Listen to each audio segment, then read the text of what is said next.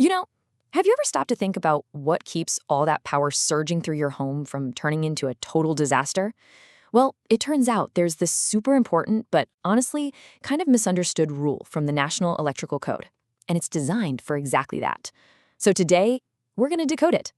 Yeah, seriously, think about it for a second. There's this invisible guardian, basically, living inside your walls. It's a specific piece of math that stops your wiring from becoming a massive fire hazard, and that's the 125% rule. That's what we're breaking down today. But hey, before we jump into the math, we really have to get a handle on the problem this rule was even created to solve. I mean, why does it even need to exist in the first place? Well, it all boils down to one simple thing. And this is it. It seems so simple, but this is the real heart of the issue. Anytime electricity flows, it generates heat.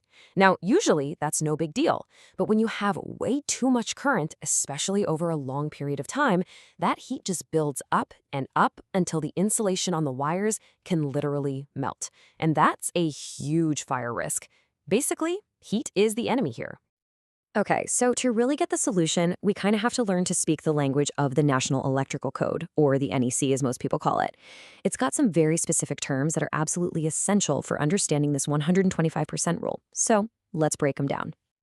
First one up is the term feeder. And honestly, the easiest way to picture this is to think of it as an electrical highway, you know? It's that main heavy-duty wire that's carrying all that power from your main panel to a sub-panel somewhere else in your house, like maybe out in the garage or a new addition you built. All right, now this next part, this distinction is really the key to the whole thing. The NEC, it splits all electrical loads into two main types. On one hand, you've got your non-continuous loads. Think about your toaster, your microwave, stuff that runs for just a few minutes, right? But the real concern, the thing we're focused on, is the continuous load. And that's anything that's running at full blast for 3 hours or more. We're talking about your air conditioner on a hot summer day. That's where that dangerous heat really starts to build up.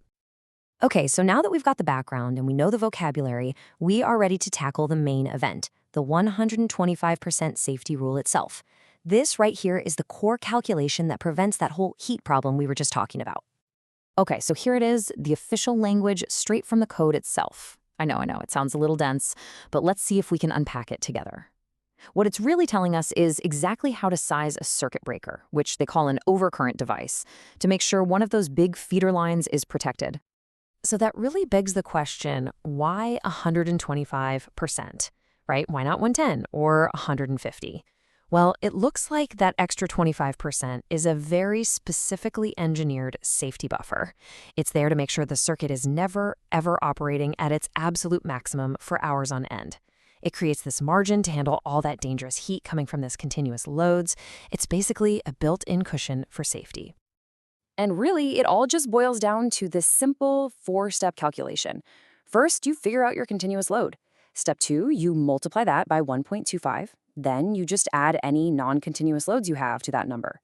And that final result, that is the minimum size breaker you need for that circuit. It's a pretty simple formula for a really important job. Now, like any good rule, there's always an important exception. The people who wrote the code, they knew that technology would change and evolve, so they actually built in a condition where you don't need this 125% calculation. And this exception, it only applies when the entire system, we're talking the circuit breaker, the panel, all of it, is specifically tested and listed by a safety organization like UL. It has to be certified to be operated at 100% of its rating, continuously. So this isn't your standard off-the-shelf equipment you grab at the hardware store. This is special gear that's engineered from the ground up to handle that constant heat without needing that extra 25% safety buffer. So what that means is the math actually changes depending on the equipment you're using. With your standard gear, you've got that 125% multiplier for the continuous load. But with that special 100% rated equipment, poof, the multiplier just disappears. You just add the loads together, plain and simple. Now that seems like a really critical distinction to make, especially when you're talking about bigger, more complex electrical systems. So we've gone through the problem, the terms, the rule, and we even covered the exception. But let's kind of zoom out for a second.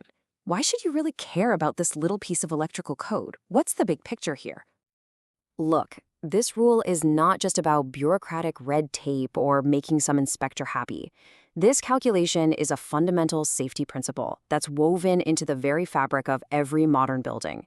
It's this essential, invisible system that's constantly working in the background to protect your home, your property, and most importantly, the people inside it from the very real dangers of electrical heat. So, if we're going to sum it all up, it's this. Heat is the silent enemy of your electrical wiring. That 125% rule, it creates the safety margin, the buffer that we absolutely need to manage that heat, especially from things that run for hours and hours. It's a fundamental principle that makes sure the electrical arteries inside our walls don't fail under pressure. And honestly, understanding the why behind this rule is really the key to a safer installation and a safer world for everybody. And that really leaves us with a final thought. This rule is just one of hundreds of these incredibly clever, invisible systems that keep our modern world safe. It really makes you wonder, doesn't it? What other invisible safety systems are out there protecting you, right now, every single day, that you've never even thought about?